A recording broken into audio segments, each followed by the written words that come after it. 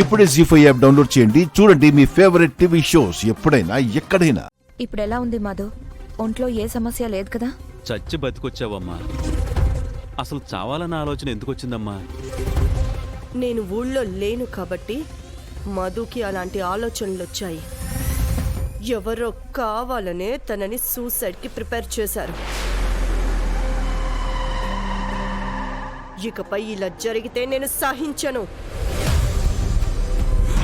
ఇంట్లో మధుని ఎవరు ఏవి అనడానికి వీల్లేదు. చూడు మధు, చావాలి అన్న ఆలోచన చాలా చెడ్డది. దేవుడు మనకి లైఫ్ ఇచ్చింది హ్యాపీగా బ్రతకడానికి. మనం ఎప్పుడు జీవితంలోకి సంతోషాలను ఆహ్వానించాలే కానీ చావుని కాదు. నీకు నేనున్నాను. నీకు ఏ ప్రాబ్లం వచ్చినా నాతో చెప్పు. నేను సాల్వ్ చేయలేని సమస్య అంటూ ఏదీ లేదు. నిన్ను సంతోషంగా ఉంచే బాధ్యత నాదే.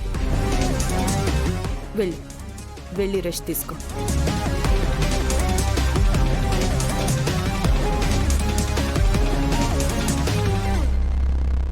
నేను ఒక్కరోజు ఊళ్ళో లేకపోతే నా హ్యాండ్ ఓవర్లో ఉన్న మనిషిని చావు దాకా తీసుకెళ్తారా?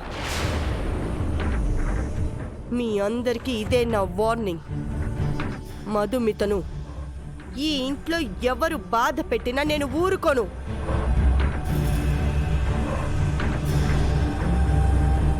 సీరియస్గా తీసుకుంటాను.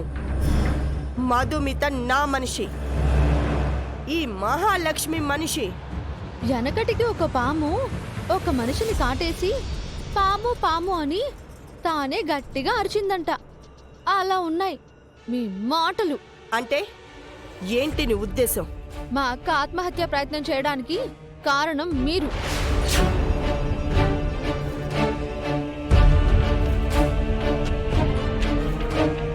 అలాంటి మీరు మళ్ళీ మా అక్క సంతోషం గురించి మాట్లాడుతుంటే దయ్యాలు వేదాలు వల్లించినట్టుగా ఉంది. నేను మీ అక్కని కాపాడడానికి తీసుకొచ్చాను. మీ అమ్మా నాన్నల్లా మధుమితను గాలికి వదిలేయలేదు. నీలా సూటిపోటి మాటలు అనలేదు. ఇందాక హాస్పిటల్లో ఏం జరిగిందో నాకు తెలీదనుకోకు. నేను అదే చెప్తున్నాను. కాటు వేసేది మీరే, మందు రాసేది మీరే. మా అక్కను మా అమ్మ నాన్నలకి దూరం చేస్తున్నారు. భార్యాభర్తల్ని విడదీస్తున్నారు. పచ్చటి కాపురాల్లో చిచ్చు పెడుతున్నారు. రామ్, ఏంటిది తనలా మాట్లాడుతోంది?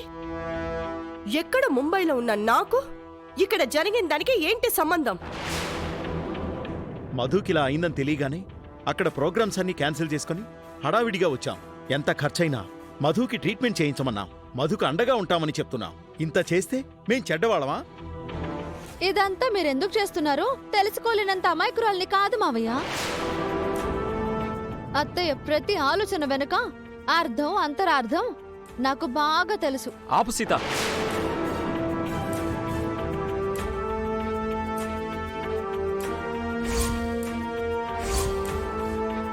జీ5 యాప్ డౌన్లోడ్ చేసి అన్ని ఎపిసోడ్స్ పూర్తి ఉచితంగా చూడండి.